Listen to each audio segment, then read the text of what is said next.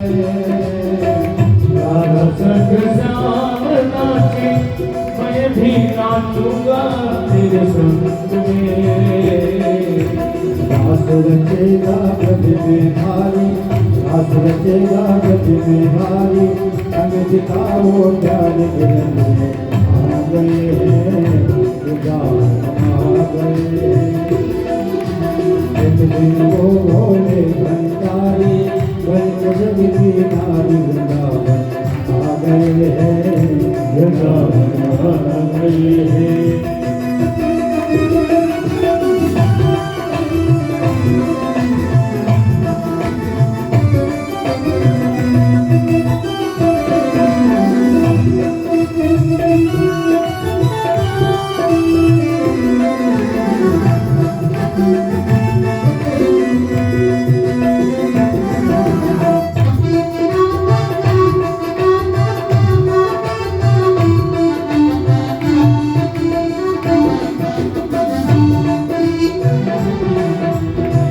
ओ मेरे भोले स्वामी,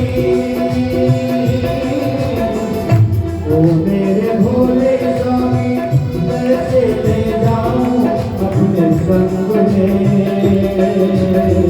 ओ मेरे भोले स्वामी, कैसे ले जाऊं अपने संग में। ओ शामों के सिवा वहाँ पुरुष न जाए कोई नाश में। शामों के सिवा वहाँ पुरुष न जाए वह बरस में। हंसी करेगी ब्रज की नारी, हंसी करेगी ब्रज की नारी, मानो बात हमारी वृंदावन आ गए, वृंदावन आ गए। ओ मेरे भोले वृंदावन के बिगड़ाई वृंदावन आ गए, वृंदावन आ गए।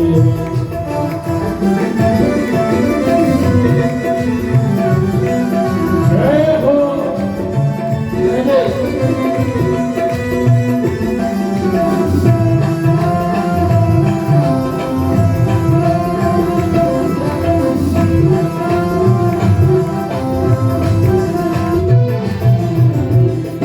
ऐसा बना दो मुझे, ऐसा बना दो मुझे, कोई न जाने इस राज को। ऐसा बना दो मुझे, कोई न जाने इस राज को। मैं हूँ सहेली तेरी, ऐसा बताना इस राज को। मैं हो सकेली तेरी, ऐसा बताना ब्रजराज को। बना के जोड़ा पहन के साड़ी, कांसले मतवाली आ गए हैं, आ गए। रंग छोड़ा पहन साड़ी, कांचले मत वाली दुनिया गई हो, आ गए। वो भोले भंडारी जहो की नारी वृंदावन आ गए, वृंदावन आ गए।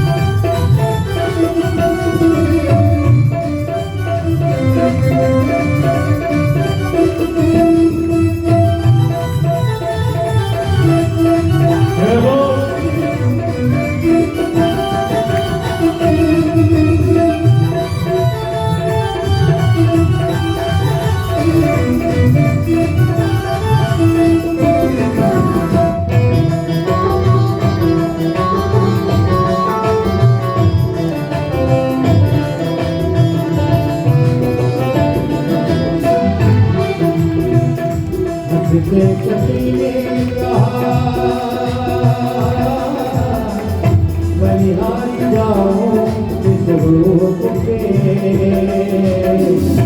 हंस के सभी बलिहारी हूँ इस रूप में आए इस दिन तुम्हारे लिए आए मुरारी इस रूप में इस दिन तुम्हारे लिए आए मुरारी इस रूप में मोहिनी रूप बनाया मुरारी अब तुम्हारी गाड़ी बनके आ गए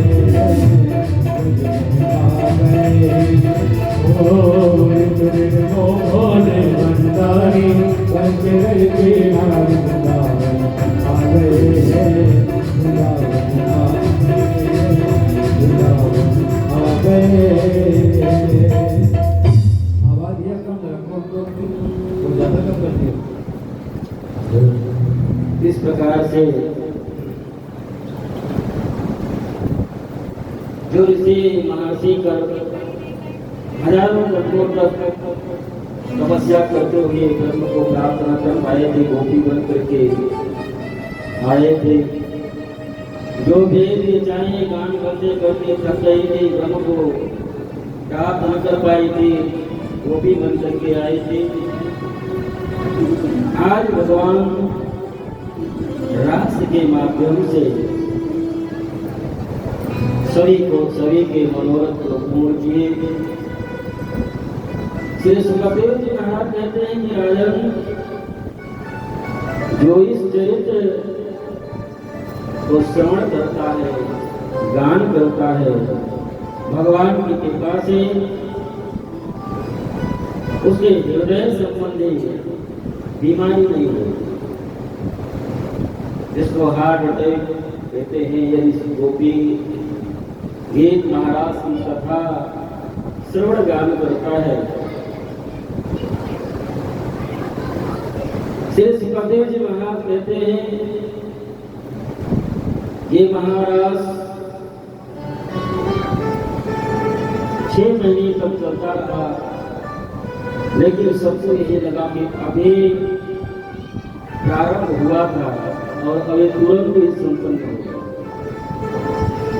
क्योंकि ब्रह्मानंद परमानंद की जो अनुभूति होती है, तो ऐसा लगता है कि अभी क्षणिक दुख की रात होती है, तो रात बीतने में ही लगता है वर्षों बीत गए, ये रात क्यों नहीं बीत रही। लेकिन परमानंद ब्रह्मानंद की का जो समय होता है, 6 महीने व्यतीत हो गए, सबको यही लग रहा है आज संपन्न होने पर, अभी शुरू हुआ था और अभी संपन्न।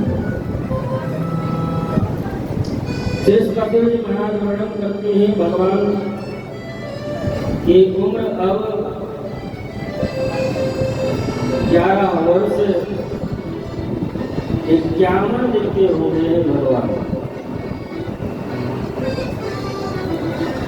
नारद जी एक दिन भ्रमण करते हुए कंस के दरबार में पहुंचे। कंस नारद जी का स्वागत किया, सत्कार किया, अपने सिंहासन पर बैठाया।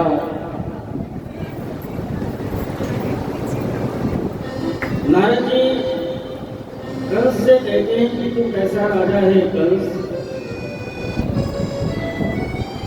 तुम्हारे दुश्मन धीरे धीरे बड़े हो रहे हैं।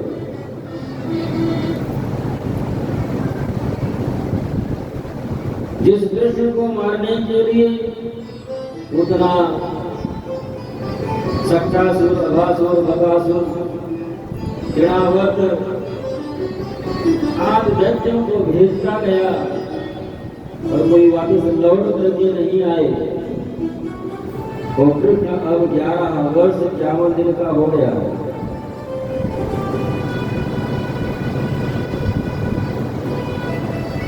कंस ने कहा कि महाराज, दुश्मन और तिनके को कभी छोटा नहीं समझना चाहिए। मैं आज एक वृंदावन पर आक्रमण करता हूं और उन बालकों के साथ नंद बाबा और संपूर्ण ग्वाल वालों को समाप्त कर देना। विषाद मास मादत्ता वासुदेव जिघांसयाः निवारितो नारदेन तदसुतो विद्युमात्मना वेद पापड़ ना पाड़। तलवार अपने निकाले, सबसे पहले वसुदेव को ही समाप्त कर दूंगा, क्योंकि वसुदेव ने ही छल पूर्वक हमारे दुश्मन को गोकुल पहुंचाए। नारद समझाए कि इस तरह करोगे तो ठीक नहीं होगा, लोगों में आक्रोश और विद्रोह उत्पन्न होगा, उसको आप संभाल नहीं पाओगे। तो करें क्या? जिस प्रकार से छल पूर्वक वसुदेव तुम्हारे शत्रु कृष्ण को लेकर के गोकुल पहुंचा दिए, उसी प्रकार से तुम मेले का आयोजन करो और कृष्ण बलराम को उस मेले को दिखाने के बहाने बुला लो और छल पूर्वक उनकी यही पर हत्या कर लो। लेकिन ये काम वर्षों तक हो जाना चाहिए। लेकिन अब लेने कौन जाए उनको, सबके साथ तो आएंगे नहीं। कंस रात्रि में ही बैठक बुलाई, विचार हुआ कि कृष्ण भगवान को तो केवल अक्रूर जी ही ला सकते हैं, क्योंकि अक्रूर जी रिश्ते में कृष्ण और बलराम के काका भी लगते हैं। अक्रूर को बुलवाया, पापड़ी ना पड़ी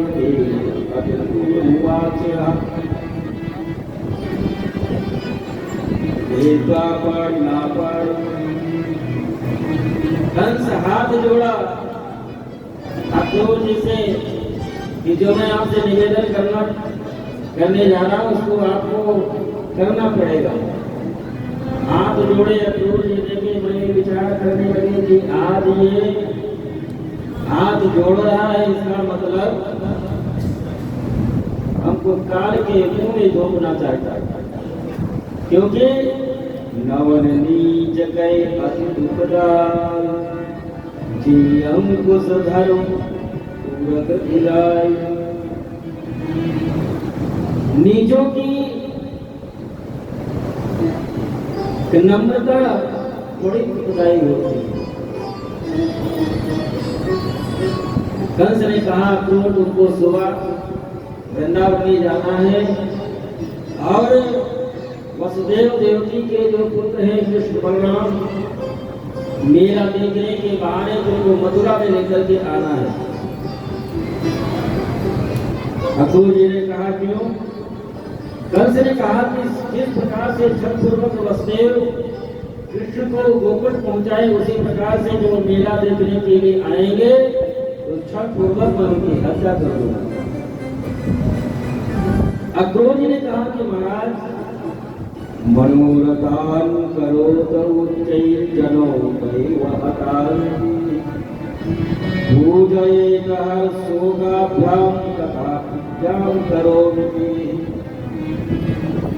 महाराज हर लोग बड़ी बड़ी ऊंची ऊंची अभिलाषाएं करते हैं, रात में लेटते हैं, अभिलाषा करते हैं कि सुबह होगी हम ये करेंगे वो करेंगे, और रात में ही क्या होता है कोई नहीं जानता। अभिलाषाएं तो हर इंसान करते हैं, लेकिन क्या जो अभिलाषा करता है मानव, क्या सबकी अभिलाषाएं सभी अभिलाषाएं पूर्ण हो जाती हैं? सब लोग ऊंची ऊंची अभिलाषाएं करते हैं कि मैं भी प्रधानमंत्री बन जाऊं, मैं भी राष्ट्रपति बन जाऊं, मेरे यहाँ भी 2-4 फैक्ट्री लग जाए। क्या सोचने से, अभिलाषा करने से हो जाए? अभिलाषा करने से कुछ नहीं होता। मनोरथान करोत उच्चैर्जनो, सभी लोग ऊंची ऊंची अभिलाषाएं करते हैं। महाराज जिन कृष्ण बलराम को आप यहाँ बुलाने के लिए हमको भेज रहे हो, आप आप जानते हैं, आप अपने काल को अपने घर में बुला रहे हैं।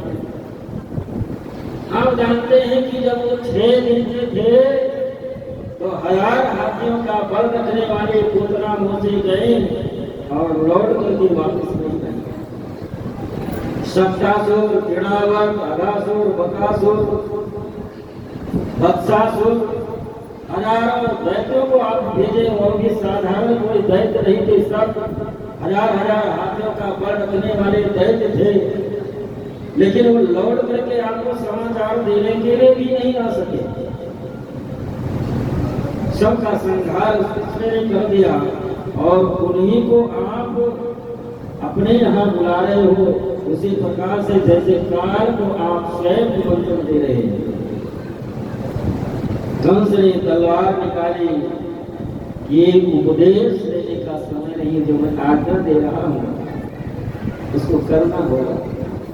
अक्रूर जी मन में विचार करने लगे, इस पापी के हाथों मरने की अपेक्षा अपयश में थोड़ा मिलेगा वो बर्दाश्त। बाकी वो तो पूर्ण पाप और परमेश्वर परमात्मा है, वो तो सब कुछ जानते ही है।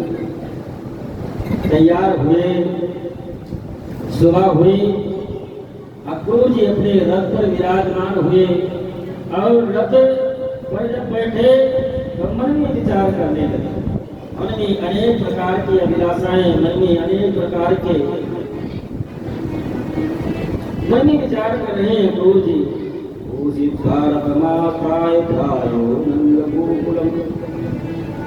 अक्रूर जी मन में विचार करते हैं कि मया चरितम भद्रम किम तप्तम परमम तपः।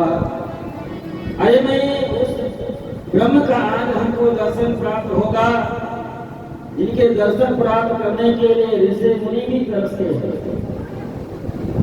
कौन सा ऐसा पुण्य हमारे द्वारा हुआ, कौन सा ऐसा सुकृत हमारे द्वारा हुआ कि मया चरितम भद्रम, कौन सा ऐसा कार्य हमारा भद्र शुभ है, कौन सी मैंने ऐसे तपस्या की जिनके फल स्वरूप आज उस परमात्मा का दर्शन होगा। लेकिन वो परमात्मा तो बड़ा दयालु है, बड़ा कृपालु है। वो बंदर भालुओं को भी अपना मित्र बना लेता है। जात का केवट नाव चलाने वाला उनको भी अपना वो मित्र बना लेता है, गले लगाता है। जो कोई भीड़ हजार जंगल में रहा करते हैं, महीनों बीत जाता है, स्नान नहीं करते, जंगली जीवों को मार करके खाते, परमात्मा शुद्धता अशुद्धता ना देख करके उनको भी अपने गले लगाता है, अपना मित्र बना लेता है। वो कौन भेद केवल कौन सा थोड़े सा सुनित किया होगा, लेकिन परमात्मा उनको भी गले लगाए। तो परमात्मा तो बंदर भालुओं को भी अपना मित्र बना लेता है, उनको पढ़ाई देने के लिए उनको मित्र बना लेता है। और वो बंदर भालू डाल पर बैठते हैं, परमात्मा नीचे बैठता है। केवट मीत कहे सुप्रमान, बानर बंधु बढ़ाई। उन बंदर भालुओं को बढ़ाई देने के लिए, उनकी प्रभुता बढ़ाने के लिए, उन जंगली जीवों को भी परमात्मा अपना मित्र बना लेता है। अक्रूर जी मन में विचार करते हुए भगवान के एक एक गुणान की कथाओं का स्मरण करते हुए वो भूल ही गए कि हम रथ को हाँकना भी है, हमको मथुरा से वृंदावन भी जाना है। रथ की बात को छोड़ दिए, भगवान के ध्यान में ऐसे मग्न हुए कि जो मथुरा से पैदल भी 1 घंटे में वृंदावन पहुंच जाते, वो रथ से सुबह के चले शाम को पहुंचे। अक्रूर जी सुबह के चले शाम को पहुंचे। मन में विचार कर रहे हैं कि योगी ध्यायो ध्यायो कृपंकज, जिन चरणों का निरंतर योगी लोग ध्यान करते हैं। जिन चरणों का ध्यान ऋषि मुनि निरंतर करते हैं उन चरणों का दर्शन आज प्राप्त होगा। और वो भी ये एक तरह से महाराज कंस ने हम पर कृपा ही की है। कंसो वातप्यकृत मायप्य अनुग्रहम, कंस ने हमारे ऊपर अनुग्रह ही की है, हमको भेज करके। ऐसा विचार करते हुए अक्रूर जी वृंदावन में पहुंचे। सायंकाल का समय हो चुका था। कृष्ण और बलराम गौ चरा करके आए थे, गौओं को बांध दिए थे। गौ दोहन के करने के लिए दोनों भाई घर से निकले थे बाल्टी लेकर के। उनका स्वरूप से सुखदेव जी महाराज वर्णन करते हैं। राजन अक्रूर जी जब पहुंचे उस समय भगवान जब गौ दोहन करने के लिए दोनों भाई बाल्टी और दोहनी लेकर के घर महल से बाहर निकले तो ददर्श कृष्णं राम। अक्रूर जी दोनों भाइयों का दर्शन करते हैं। ददर्श कृष्णं रामं चापदेवो दोहनं ददौ। कैसा है स्वरूप? पीतनीलाम्बरधरो सरदाम्बरुहेक्षणो। दोनों भाई कलमैया दिए हुए, एक नीलांबर और एक पीतांबर धारण किए हुए गौदोहन के लिए निकल रहे हैं। देखते ही अक्रूर जी चरणों में लेट गए। जैसे डंडा खड़ा कर दिया जाए, छोड़ दिया जाए, जमीन पर गिर जाता है, ऐसे सीधे साष्टांग भगवान के चरणों में अक्रूर जी गिर पड़े। पपात चरणों याते दंडवत राम कृष्णयोः। किस प्रकार से गिरे, दंडवत प्रणाम किए। जिस प्रकार से डंडा को छोड़ दिया जाए सीधे जमीन पर गिरता है, उसी प्रकार डंडे के समान भगवान के चरणों में अक्रूर जी गिर पड़े। भगवान दौड़ करके उठाए। काका जी आप क्या कर रहे हैं? काका जी आप तो हमारे काका हैं, हम तो आपके भतीजे हैं, ये उचित नहीं है। सुबोधिष्टम पर्यांके राम कृष्णो गुरुपमानिका। कृष्ण और बलराम दोनों भैया अक्रूर जी के हाथ को पकड़े और ले करके आए। सुबोधिष्टा पर्यांके राम कृष्णो गुरुपमानिका। और लेकर के आए, आसन पर बैठाए। ले मनोरथान सर्वान पति याद। अक्रूर जी आज अपने को धन्य मान रहे हैं कि हमने जैसा अभिलाषा नहीं किया था उससे बढ़ करके भी परमात्मा ने हमको सम्मान दिया। जलपान कराए और कृष्ण से अक्रूर जी ने कहा कि कन्हैया आपसे बताना उचित नहीं समझता। आप सब कुछ तो जानते ही हैं, आप तो अंतर्यामी हैं। कन्हैया ने कहा काका जी आप जिस कार्य के लिए आए हैं वो हमको पता है, लेकिन एक काम करना, ये इस बात की जिक्र नंद बाबा मैया यशोदा गोपियों से मत करना कि कंस मेला दिखाने के बहाने मारने के लिए कृष्ण और बलराम को मथुरा में बुलाया है। यदि ये बात आप नंद बाबा मैया यशोदा के सामने बोल दिए, गोपियों को ये पता चल गई, तो सुबह आप वृंदावन में नंद बाबा गोपियों को नहीं पाएंगे, उनकी लाश ही आपको मिलेगी। सुबह उनकी लाशें ही बिछी हुई आपको वृंदावन में मिलेगी, इसलिए निवेदन है ये बात की चर्चा आप मत करो।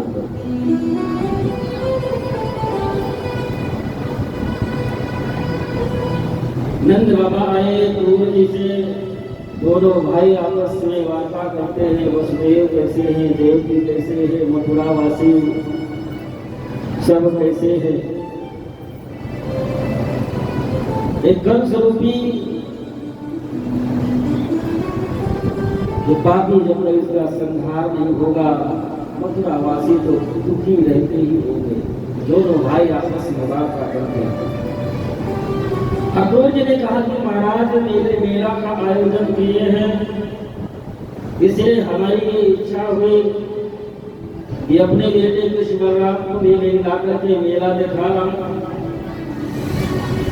ऐसा कृष्ण बलराम ने सुना तो नंद बाबा से जिद करने लगे, बाबा मैं भी मेला देखने के लिए मथुरा जाऊंगा। नंद बाबा ने कहा ठीक है चलो, मैं भी आप लोगों के साथ में चलता हूँ, अकेले तो भेज नहीं सकते, बाल बालों को भी साथ में ले लेते हैं। अब मेला लगा हुआ है तो चलो मेला दिखा आएंगे। ये बात जब गोपियों तक पहुंची, बाल बाल को तैयार होने को सूचना मिली कि कन्हैया के साथ में कल मथुरा चलना है मेला देखने के लिए, लेकिन ये बात जब गोपियों को पता चली तो गोपियां अपने घर से बाहर निकल पड़ी। गोपी तुमने सुना है क्या, कोई अक्रूर नाम का व्यक्ति आया है मथुरा से कन्हैया को ले जाने के लिए? हाँ, हमने भी ऐसा सुना। सब विधाता को ब्रह्मा को दोष दे रही हैं। अहो विधाता स्पवना क्वचित् त्वया संयोज मैत्र्या करणे देहिना। अरे विधाता ब्रह्मा तो कितना बड़ा क्रूर है, तो जिस प्रकार से बच्चों की तरह तू भी खेलता है, जैसे बच्चे नदी के किनारे बालू इकट्ठा करते हैं, घर बनाते हैं और खेलते हैं, मन भर गया लात मार करके घर को गिरा देते हैं, उसी प्रकार तू हम लोगों के सामने हम लोगों के साथ में खेल रहा है। मन में आया मैत्री करा दे, मन में आया तो विक्षोभ करा दे। तुम्हें तुम्हारे हृदय में तनिक भी दया नहीं है, तनिक भी कृपा नहीं है। गोपियों ने कहा कि जीते जी तो हम कन्हैया को अपने से दूर नहीं हो गए, जीते जी हम तो कन्हैया को जाने नहीं देंगे। भले ही लोग लज्जा का परित्याग करके रोकने के लिए जाना पड़े, लोग कुछ भी कहे, लेकिन मैं कन्हैया को जीते जी अपने जाने नहीं। और इधर मैया यशोदा को जब ये पता चली कि कन्हैया कल मथुरा जा रहा है, मैया यशोदा फपक फपक करके रो पड़ी, चिल्ला करके। कन्हैया गोदी में जाकर के बैठ करके मैया के आंसू को पोंछ करके, मैया मैं मेला देखने के लिए जा रहा हूँ, कहीं हमेशा के लिए थोड़ी न जा रहा, ये वापस लौट करके आऊंगा, आप चिंता मत करें। मैया यशोदा ने कहा कि नैया सुबह जब तो गौ चराने के लिए जाता था तो मैं इंतजार जब तक लौट करके नहीं आ जाए, शाम तक मैं दरवाजे पर बैठ करके इंतजार करती रहती थी, कन्हैया अब आ रहा होगा, अब आ रहा होगा। तो मथुरा चला जाएगा तो मैं किसके सहारे रहूंगी? रात भर मैया यशोदा रोती रही, कन्हैया समझाते रहे। सुबह हुई, नंद बाबा बाल बालों को साथ में लिए और बैलगाड़ी पर बैठ करके सभी बाल वालों को लेकर के नंद बाबा तो आगे आगे चले गए। और इधर कृष्ण और बलराम मैया को प्रणाम करके रथ पर बैठ करके चलने के लिए जिन भी तैयार हुए, चारों तरफ से गोपियां रथ को घेर लेती। चारों तरफ से रथ को घेर करके खड़ी हो गई। कन्हैया ऐसे तो नहीं जा सकते, जब तक हमारे शरीर में प्राण है आपको निजाने नहीं दूंगी। रथ के आगे गोपियां आकर के लेट गई। एवं गुरुवाराम वीरातुरं भृशं प्रजस्त्रिया कृष्ण मानसाः विसर्ज्य लज्जं गुरुत्वम् अश्रुस्वरं गोविन्द दामोदर माधवे। कन्हैया समझ गए कि ये गोपियां जाने नहीं देंगे। राधा रानी को बुलाए कि आपको तो पता ही है कि वृंदावन में रह करके कंस जैसे अत्याचारी का उद्धार नहीं हो सकता। यदि वृंदावन में ही रहा तो आगे की लीला कैसे सफल हो पाएगी। राधा रानी समझ गई और कन्हैया ने कहा कि जब तक मैं लौट के न आऊं तुम्हारी आंखों में आंसू नहीं आना चाहिए। और इन गोपियों को कि जिम्मेदारी मैं तुमको सौंप करके जा रहा हूं। राधा रानी को संपूर्ण गोपियों को सौंप करके और रथ पर बैठ करके जेल चलने के लिए तैयार हुए। पीछे से रोने की आवाज सुनी कन्हैया पीछे मुड़ करके देखे तो देखते क्या है कि मैया गिरती हुई, दौड़ती हुई, रोती हुई, चिल्लाती हुई आ रही है। कन्हैया भी घर से कूद पड़े, मैया गोदी में जाकर के बैठ गए। मैया क्यों रो गई? मैया सोदा ने कहा कन्हैया आज हमको पता चला तू देवकी नंदन है, तू वसुदेव नंदन है, तू झूठी की संतावना हमको क्यों दे रहा है? क्योंकि मां का हृदय कभी झूठ नहीं बोलता। कन्हैया आपको लौट करके नहीं आएगा, हमको पूर्ण विश्वास है। हमको विश्वास है तू जाएगा, मथुरा को लौट करके नहीं आना है।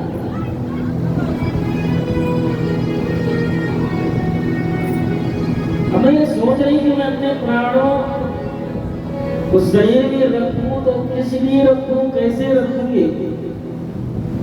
क्योंकि अभी तक जब गौ चराने के लिए जाता था तो ये आशा रहती कि शाम तक नहीं हमारा वापस लौट करके आ जाए।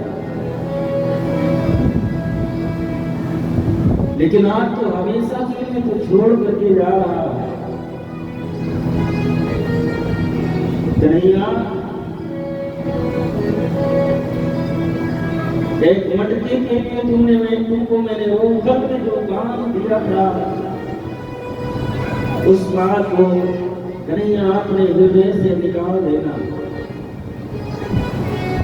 कन्हैया ने एक मटके के लिए उखड़ में काम दिया था। कन्हैया के आंखों में भी आंसू आ गया। मैं कन्हैया कहने लगी भैया मैं आपके बंधन को कैसे भूल सकता हूँ, और हमारे उखल का बंधन है ये हमारा आपका माँ बेटे का ये जो बंधन है ये तो जन्म जन्मांतर का बंधन है। मैया को अनेक प्रकार से समझाते हैं कन्हैया, माँ को शुभकामना दिए। रथ पर बैठे कन्हैया बलराम चल पड़े। मैया यशोदा को लग रहा है कि आज हमारा सब कुछ लेकर के अब तू जा रहा है।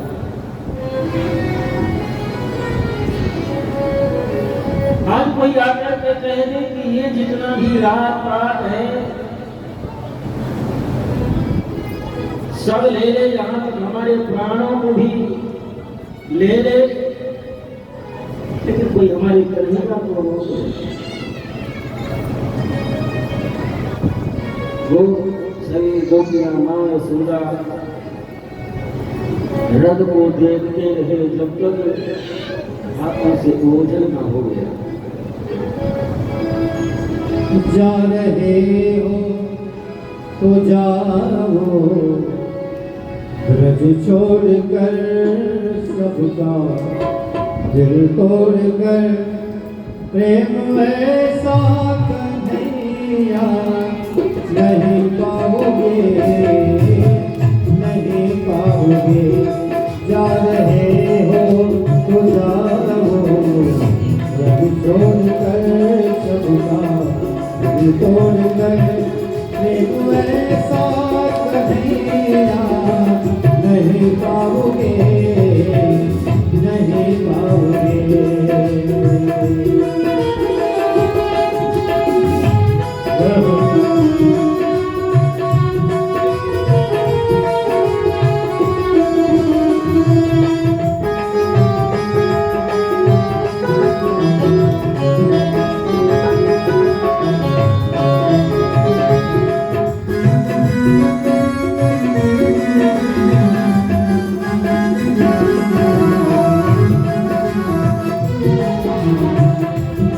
ये लताएं कदम की, ये डालियां तेरे बचपन की साथी सांवरियां।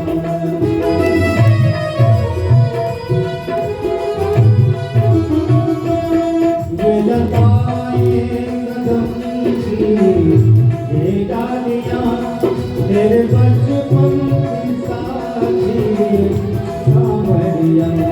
कुंज गलिया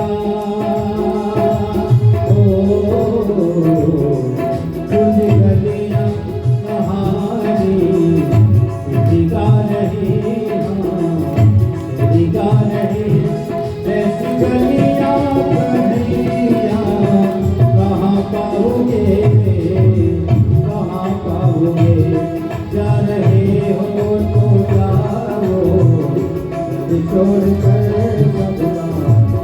तोड़ कर, प्रेम ऐसा कन्हैया कहाँ पाओगे, कहाँ पाओगे।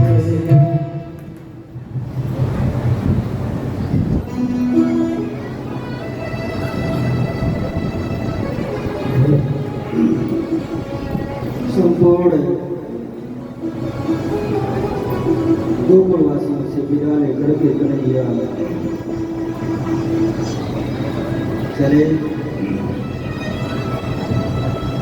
यमुना जी के किनारे जब रथ पहुंचा,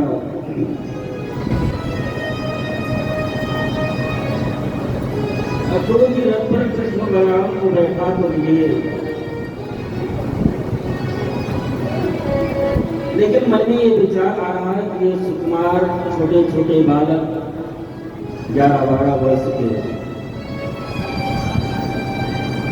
कंस ऐसे दुराचारी के पास लेकर के जा रहा हूं, जो षड्यंत्र पूर्वक बुलाया है मारने के लिए। मान लीजिए परमेश्वर परमात्मा है, तब तो कोई बात नहीं। और मान लीजिए कि साधारण राजकुमार निकले, तो भैया वसुदेव और देवकी नंद बाबा माँ यशोदा को मैं क्या जवाब दूंगा कि मेला दिखाने के लिए लेकर के गए थे मथुरा, और जिस षड्यंत्र को कंस ने रचा था मैं भी उसमें शामिल था। देवकी वसुदेव नंद बाबा यशोदा को मैं क्या जवाब दूंगा। अक्रूर जी के मन में ये बात आ रही है। यमुना जी के किनारे पहुंचे, अक्रूर जी ने कहा कन्हैया थोड़ा सा यमुना जी स्नान कर लो फिर चलो। कन्हैया ने कहा ठीक है काका जी स्नान कर लीजिए। अब गुरु जी यमुना जी में स्नान करने के लिए गए और जब डुबकी लगाते हैं तो यमुना जी में देखते क्या है कि कन्हैया रत्नों से जड़ित सिंहासन पर बैठा है। ब्रह्मा विष्णु इंद्र कुबेर सभी ऋषि बड़े हुए हाथ जोड़े बड़े सरस्वती कर रहे बाहर देखते हैं वही कृष्ण रथ पर बैठे। फिर डुबकी लगाए यमुना जी में देखते हैं कि रत्नों से जड़ित सिंहासन पर कन्हैया बैठे हैं और ब्रह्मा विष्णु इंद्र कुबेर सभी देवगणों की स्तुति कर रहे हैं। अब अक्रूर को पूर्ण विश्वास हो गया ये कोई साधारण राजकुमार नहीं है, ये पूर्ण प्राप्त और परमेश्वर परमात्मा ही है कि जिनके वेद विलास श्रेष्ठ गए हुए, जिनके जितनी देर में पलक उठती है गिरती है उतनी ही देर में संपूर्ण सृष्टि को समाप्त करने वाले ब्रह्म है। जो सामर्थ्यवान है शक्तिवान है ये कोई साधारण राजकुमार नहीं। रथ बैठाए मथुरा लेकर के आए। मथुरा के समीप में जब पहुंचे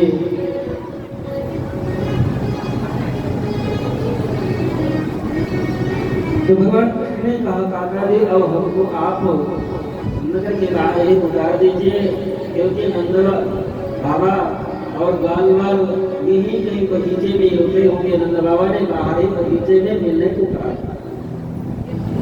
अक्रूर जी ने कहा कभी समय मिले तो हमारे यहाँ भी आप आइएगा।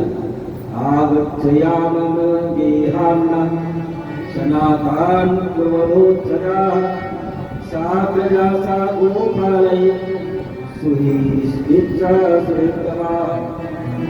आप हमारे यहाँ भी आकर के हमको भी स्नान कर दीजिएगा, निमंत्रण देते हैं अक्रूर जी कृष्ण और बलराम जी को।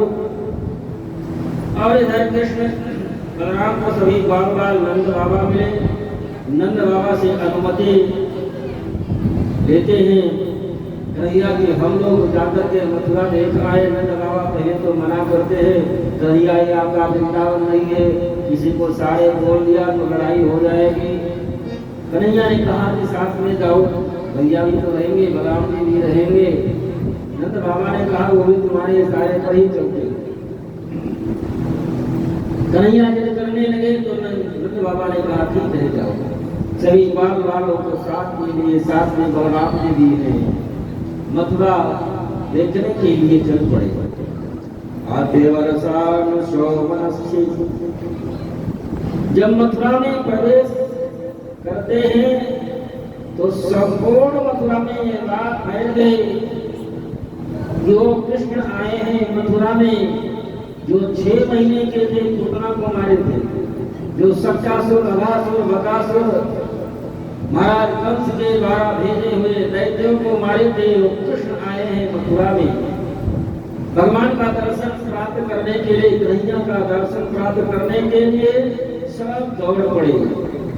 धाये धाम काम सब त्यागी मनहु रंजन दिलो। जिस प्रकार से कोई भिखारी को बहुत बड़ी संपदा मिल जाए तो आपस में वो लूट मार करने लगते हैं, उसी प्रकार से कन्हैया का दर्शन करने के लिए सब दौड़ पड़े। जो नवयुवतियां हैं घर से बाहर न निकल पाई, सब अपने अपने दरवाजे पर अपने अपने खिड़की पर खड़ी हो गई। वहीं से सब फूलों की वर्षा कर रही है, सब स्वागत कर रही है। आदेवर्षण शोभनस्य प्रमदाद बाल के सौ कृष्ण और बलराम के ऊपर सब भगवान का स्वागत करने के लिए सब मथुरा नवयुवतियां सभी मथुरा वासी पुष्पों की वर्षा करके भगवान का सब स्वागत कर रहे हैं। और ग्वाल वाले जो साथ में चल रहे थे, ग्वाल वालों ने कहा कन्हैया, यदि हमको ये पता होगा कि मथुरा चलेंगे तो हमारा इतना स्वागत सत्कार होगा, पहले से यदि आप बताए होते तो कम से कम कपड़े उपड़े बनवा लेते। एक फटे पुराने भिखमंगे जैसे कहीं आ गए आपके साथ में और इतना सब स्वागत सत्कार हो रहा है। कन्हैया ने कहा पता नहीं है, अरे यहाँ के जो महाराज हैं वो हमारे मामा जी हैं और उनके निमंत्रण पर हम आए हैं। तो कन्हैया पहले बताना चाहिए, पहले से पता हमको भी नहीं था। शाम को काका पहुंचे और सुबह भी चढ़ी। ठीक है, क्या चाहिए? अरे यदि कपड़े मिल जाते, क्योंकि ये फटे पुराने कपड़े हैं। कन्हैया ने कहा ठीक है, मैं उसकी व्यवस्था करता हूँ। कन्हैया जहाँ पर धोबी लोग महाराज कंस के कपड़े धोते थे, घाट पर आ गए, धोबियों की तरफ देख करके कन्हैया ने कहा मामा जी राम राम। धोबी ने कहा कि कौन है भैया, राम राम क्यों कर रहे? अरे हम महाराज कंस जिसके आप कपड़े धोते उनके भाते कृष्ण, ये जो आप कपड़े हैं ये आप कुछ देर के लिए हमारी ये जो साथ में आए हैं बार बार इनको दे दीजिए, पहनने के लिए वापस लौटेंगे, आपका वापस कर देंगे। तो वो धोबी भगवान को गालियां देने लगा।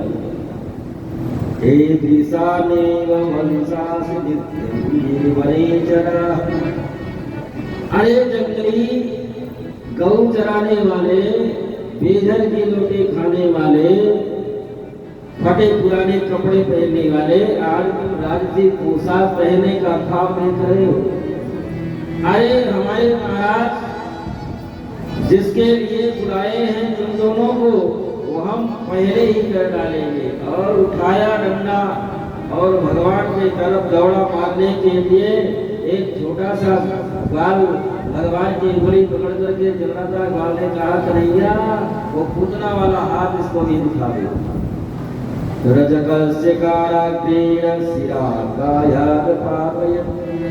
एक चाटा मारा और उस धोबी का सर धड़ से दूर जा करके गया।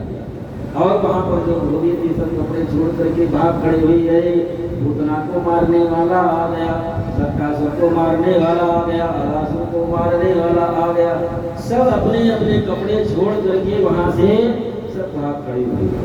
कन्हैया ने कहा कि जिसको जो कपड़ा अच्छा लगे सब पहने।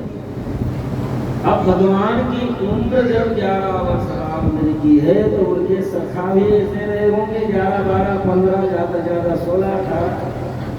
और महाराज कंस जो हाथी जैसा शरीर लंबा, उनके कपड़े ये छोटे छोटे जो बाल बाल पहन तो दिए, देखने में सुंदर लगा, हीरा मणि से जड़ित। लेकिन अब बिना झाड़ू के ही मथुरा को बहाते हुए सब जा रहे हैं। ग्वाल वालों ने कहा कन्हैया क्या है, अब तो और शर्म लगे। क्यों? ये कपड़े ऐसे लग रहे हैं कि किसी का मांग करके पहन करके आए। चलो ठीक है, कई व्यवस्था बनाते। भगवान का भक्त एक वहां पर दर्जी था। दर्जी के पास में दे करके गए, सभी के नाम के कपड़े भगवान काट काट करके बनवाए। और भगवान प्रसन्न होकर के तस्य प्रसन्नो भगवान का स्वरूपमात्मनः श्रिया च परम लोके बलिश्वर अस्मृतेन्द्रिया। ग्वाल वालों से भगवान ने कहा अब तो कोई कमी नहीं है। ग्वाल वालों ने कहा कन्हैया वृंदावन वासी को सुंदर कपड़े के साथ में माला भी जब हो तो आनंद आवे। कन्हैया ने कहा ठीक है चलो माला की भी व्यवस्था करा देता हूँ। तो मथुरा में एक सुदामा नाम का माली रहता था जो भगवान का परम प्रिय भक्त था।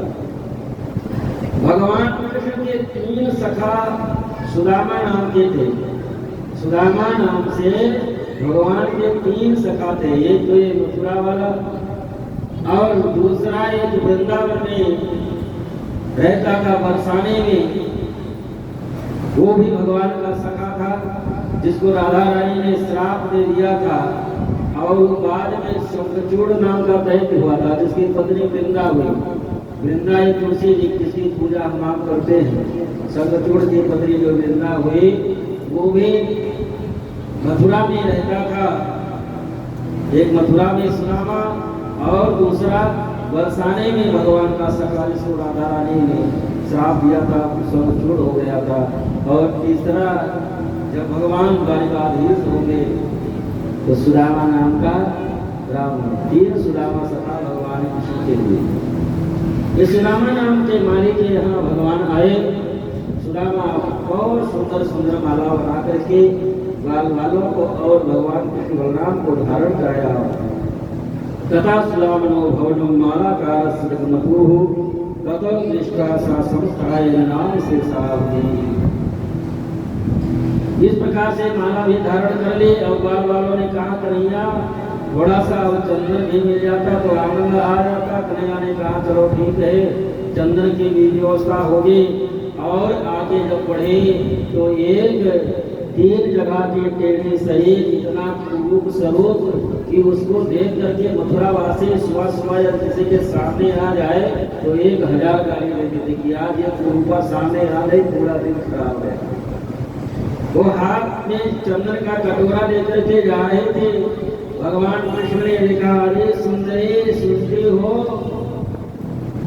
तो तिलका मन में विचार करने लगी कि हमको कौन सुंदरी कहेगा, हमको तो हम तो किसी के सामने सुबह सुबह पड़कर 1000 गाली देता है, मथुरा में सुंदरी कहने वाला कौन? मुड़ करके जब देखी तो भगवान ने इशारा किया, पास में आई, बड़ी प्रसन्न हुई।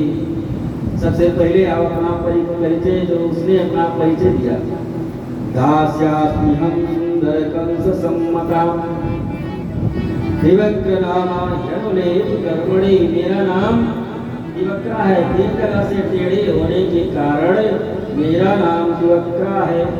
और हमारे हाथ का घिसा हुआ चंदन महाराज कंस को बहुत पसंद है, इसलिए मैं अपने हाथों से घिस करके प्रतिदिन महाराज के लिए चंदन लेकर के जाती हूँ। कन्हैया ने कहा है चंदन हमको लगाओगी? बहुत पसंद हुई, क्यों नहीं लगाओगी? तिवक्का जिसका नाम कुब्जा भी है, सभी बाल बालों को चंदन लगाई, बलराम जी को चंदन लगाई, भगवान कृष्ण को चंदन लगाई। बाल बालों ने कहा कन्हैया ये हम लोगों को चंदन लगा करके सुंदर बनाई है, और ये 3 जगह से टेढ़ी रूपा है, चंदन के बदले में कुछ इसको आप देंगे नहीं? कन्हैया ने कहा कि देना तो चाहिए, इसलिए हमको चंदन लगाया है और इसको सुंदर बना दे। कन्हैया अपने दाहिने पैर का अंगूठा उसके बाएं पैर के अंगूठे के ऊपर रखे और दाढ़ी में हाथ लगाए और सीधा कर दिया। इतनी सुंदर बना दिए कि मालूम पड़ता है कि स्वयं लक्ष्मी जी उतर आई। बलराम जी भैया के साथ में थे, वो अपने मुंह को पीछे कर दिए, कन्हैया ये मथुरा है, थोड़ा संभल के। हाँ दादा रे समझ, ध्यान है। पूजा कन्हैया का हाथ पकड़ ले, अब आपको घर चलना पड़ेगा। कन्हैया ने कहा कि अभी इस कार्य के लिए आए, उस कार्य को पूर्ण करने लो, बाद में आएंगे। भगवान कृष्ण बलराम ग्वाल वालों के साथ में मथुरा में निकले। सब बड़ा स्वागत करते हैं, सत्कार करते हैं। भगवान जिसकी भी तरफ अपनी टेढ़ी निगाह से देख लेते हैं, जिसकी भी तरफ भगवान की नजर जाती है, भगवान की नजर में निगाह में ऐसा जादू है कि वो कन्हैया का होकर के ही रह जाता है।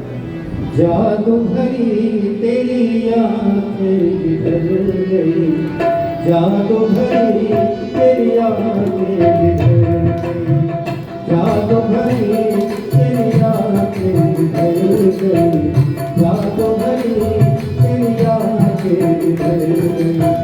नैनों की कटारी वारी वारी चुई गई, कटिया से उतर गई, जादू भरी तेरी आँखें बिखर गई जादू भरी तेरी आँखें किधर गई जादू भरी तेरी आँखें किधर गई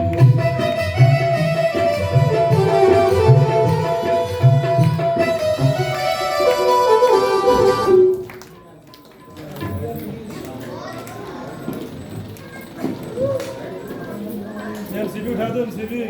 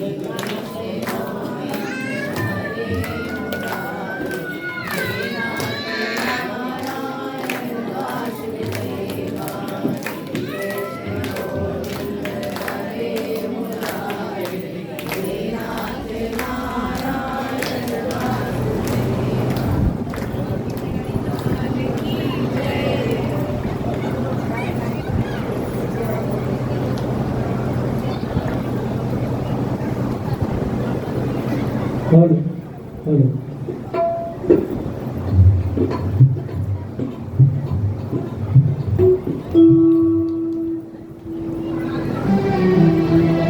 हेलो जादू भरी तेरी आँखें किधर गई जादू भरी तेरी आँखें किधर गई जादू भरी तेरी आँखें किधर गई जादू भरी तेरी आँखें किधर गई नैनों की कतार वाली वाली चुनी हुई जमिया से उतर गई जादू भरी तेरी आँखें किधर गई जादू भरी तेरी आँखें किधर गई जादू भरी तेरी आँखें किधर गई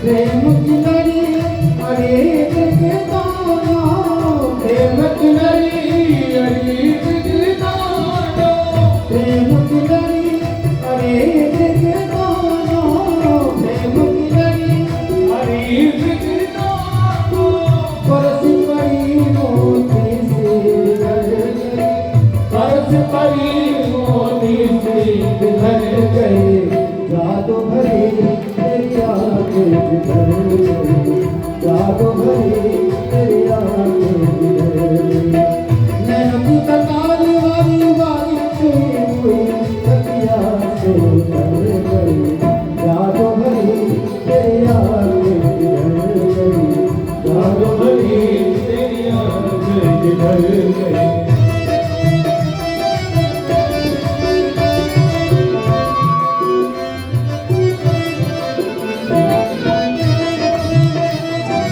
जय हो